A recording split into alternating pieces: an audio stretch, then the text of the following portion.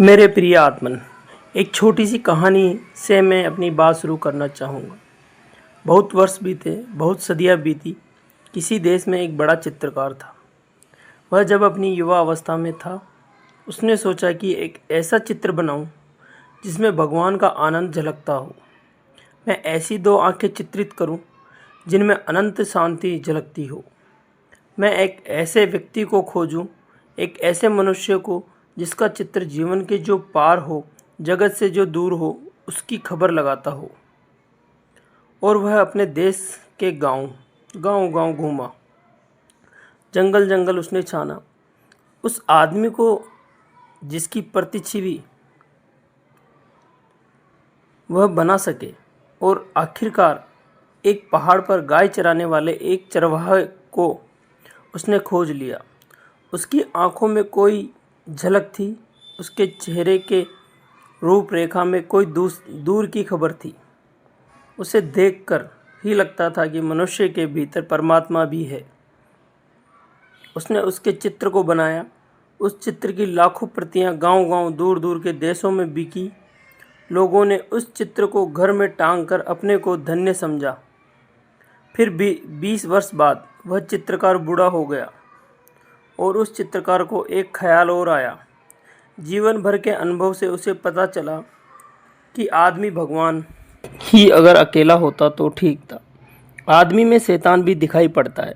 उसने सोचा कि मैं एक चित्र और बनाऊं जिसमें आदमी के भीतर शैतान की छवि हो, तब मेरे दोनों चित्र पूरे मनुष्य के चित्र में बन सकेंगे।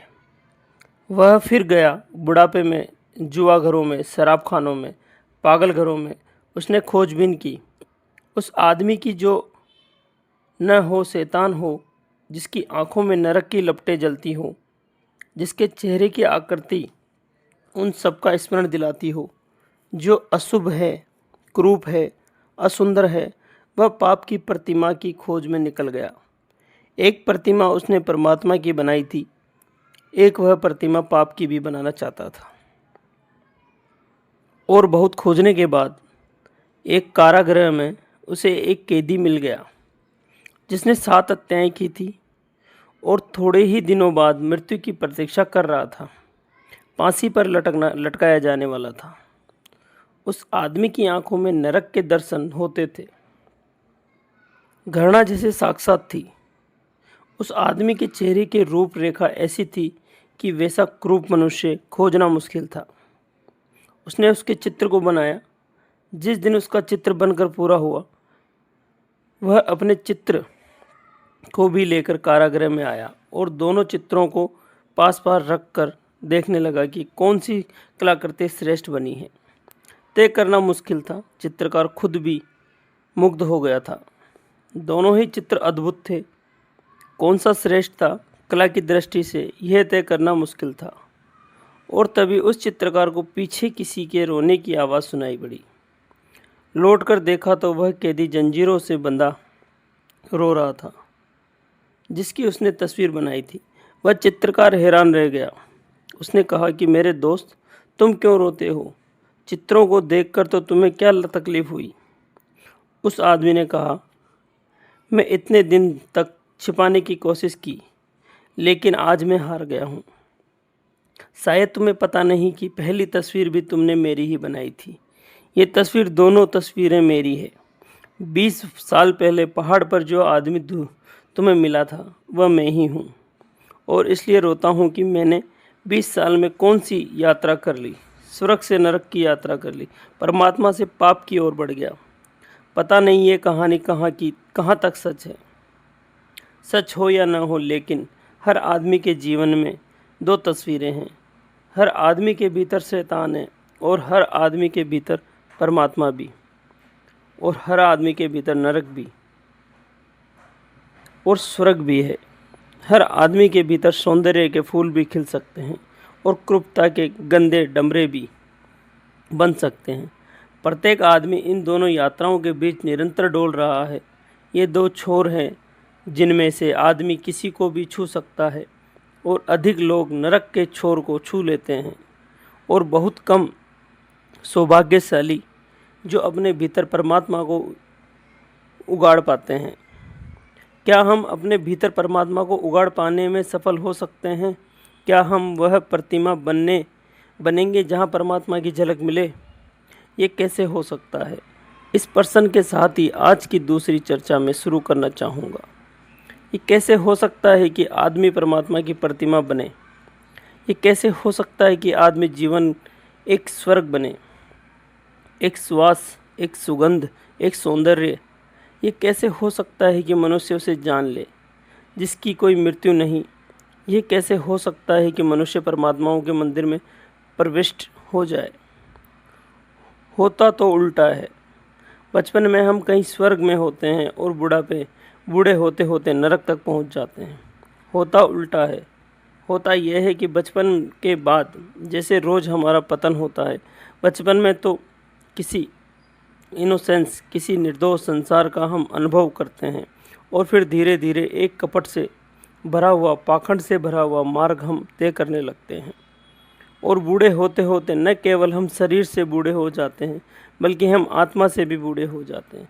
न केवल शरीर दीनहीन, जीर्ण, जर्जर हो जाता है, बल्कि आत्मा भी पतित, जीर्ण, जर्जर हो जाती है और इसे हम जीवन मान लेते हैं और समाप्त हो जाते हैं। धर्म इस संबंध में संदेह उठाना चाहता है। धर्म एक बड़ा संदेह है इस संबंध में कि यह आदमी की जीवन की यात्रा गलत है कि स्वर्ग से हम नरक तक पहुंच जाएं। होना तो उल्टा चाहिए। जीवन की यात्रा उपलब्धि की ओर होनी चाहिए कि हम दुख से आनंद तक पहुँचें, हम अंधकार से प्रकाश तक पहुँचें, हम मृत्यु से अमृत तक पहुँचें। प्राण की अभिलाषा और प्यास भी वही है। प्राणों में एक ही आकांक्षा है कि मृत्यु से अमृत तक कैसे पहुँचे। प्राणों में एक ही प्यास है कि हम अंधकार से आलोक की ओर कैसे उपलब्ध हों। प्राणों की एक ही मांग है कि हम असत्य से सत्य की ओर कैसे जा सकते हैं। निश्चित ही सत्य की यात्रा के लिए, निश्चित ही स्वयं के भीतर परमात्मा की खोज के लिए व्यक्ति को ऊर्जा का एक संग्रह चाहिए, कंजर्वेशन चाहिए। व्यक्ति को शक्ति का एक सर्वत्र चाहिए। उसके भीतर शक्ति इकट्ठी हो, इसके वह एक स्रोत बन जाए, तभी व्यक्तित्व को स्वर्ग तक ले जाया जा सकता है। स्वर्ग निर्बलों के लिए नहीं है। जीवन के सत्य उनके लिए नहीं है जो दीनहीन हो जाते हैं। शक्ति को खोकर जो जीवन की सारी शक्ति को खो देते हैं और भीतर दीन हो जाते हैं, वे यात्रा नहीं कर सकते। उस यात्रा पर चढ़ने के लिए, उन पहाड़ों पर चढ़ने के लिए शक्ति चाहिए और शक्ति का सर्वध धर्म का सूत्र है। शक्ति का कंजर्वेशन ऑफ एनर्जी। कैसे शक्ति इकट्ठी हो कि हम शक्ति के उबलते हुए भंडार हो जाएं। लेकिन हम तो दीनहीन जन हैं। सारी शक्ति खोकर हम धीरे धीरे निर्बल हो चले जाते हैं। सब खो जाता है। भीतर रिक्तता, खाली जगह रह जाती है। भीतर एक खालीपन के अतिरिक्त और कुछ भी नहीं छूटता। हम शक्ति को कैसे खो देते हैं? मनुष्य का शक्ति को खोने वह सबसे बड़ा द्वार सेक्स है। काम मनुष्य की शक्ति को खोने का सबसे बड़ा द्वार है, जहाँ से वह शक्ति को खो देता है। और जैसा मैंने कल आपसे कहा, कोई कारण है जिसकी वजह से वह शक्ति को खो देता है। शक्ति को खोना नहीं चाहिए।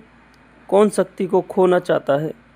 लेकिन कुछ झलक उपलब्धि की, इस झलक के लिए आदमी शक्ति को खोने को राजी हो जाता है। काम के क्षणों में कुछ अनुभव है, उस अनुभव के लिए आदमी सब कुछ खोने को तैयार हो जाता है। अगर वह अनुभव किसी और मार्ग से उपलब्ध हो सके तो मनुष्य सेक्स के माध्यम से शक्ति को खोने की कभी भी तैयारी नहीं होगा। क्या और कोई द्वार है उस अनुभव को पाने का? क्या और कोई मार्ग है उस अनुभूति को उपलब्ध करने का, जहाँ हम अपने प्राणों की गहरी से गहरी गहराई में उतर जाते हैं, जहाँ हम अपने जीवन का ऊंचे से ऊंचा शिखर छू लेते हैं, जहाँ हम जीवन की शांति और आनंद की एक झलक पाते हैं? क्या कोई और मार्ग है? क्या कोई और मार्ग अपने भीतर पहुँच जाने का? क्या स्वयं की शांति और आनंद के स्रोत तक पहुँचने की और कोई सीढ़ी है? अगर वह सीढ़ी हमें दिखाई पड़ जाए तो हम जीवन में एक क्रांति घटित हो सकती है। आदमी काम के प्रति विमुख और राम के प्रति सम्मुख हो जाता है। एक क्रांति घटित होती है, एक नया द्वार खुल जाता है। मनुष्य की जाति को अगर हम नया द्वार न दे सके तो मनुष्य एक रिपीटिव सर्किल में, एक पुनर्रिक्त वाले चक्कर में घूमता रहेगा और नष्ट हो जाता है। लेकिन आज तक सेक्स के संबंध में जो भी धारणाएं रही है वे मनुष्य को सेक्स के अतिरिक्त नया द्वार खोलने में समर्थ है, बल्कि एक उल्टा उपद्रव हुआ है। प्रकृति एक ही द्वार देती है मनुष्य को, वह है सेक्स के द्वार। अब तक की शिक्षाओं ने वह द्वार भी बंद कर दिया और नया द्वार खोला नहीं। शक्ति भीतर घूमने लगी और चक्कर काटने लगी, और अगर नया द्वार शक्ति के लिए न मिले तो घूमती हुई शक्ति मनुष्य को विकसित कर देती है, पागल कर देती है। और विकसित मनुष्य फिर न केवल उस द्वार से जो सेक्स का सहज द्वार था निकलने की चेष्टा करता है, वह दीवारों और खिड़कियों को तोड़कर भी उसकी शक्ति बाहर बहने लगती है। वह अप्राकृतिक मार्गों से भी सेक्स की प्रति शक्ति बाहर बहने लगती है। यह दुर्घटना घटी है। यह मनुष्य जाति के बड़े से बड़े दुर्भाग्यों में से एक। नया द्वार नहीं खोला गया और पुराना द्वार बंद कर दिया गया। इसलिए मैं सेक्स के विरोध में, दुश्मनी के लिए, दमन के लिए अब तक जो भी शिक्षाएं दी गई है उन सबके स्पष्ट विरोध में खड़ा हुआ हूँ। उन सारी शिक्षाओं से मनुष्य की सेक्सुअलिटी बढ़ी नहीं है, कम नहीं हुई है, बल्कि विकृत हुई है। क्या करें, लेकिन कोई और द्वार खोला जा सकता है। मैंने आपसे कल कहा, संभोग के क्षण की जो प्रतीति है वह प्रतीति दो बातों की है। समय शून्य हो जाता है और अहंकार विलीन हो जाता है। समय शून्य होने से और अहंकार विलीन होने से हमें उसकी एक झलक मिलती है जो हमारा वास्तविक जीवन है।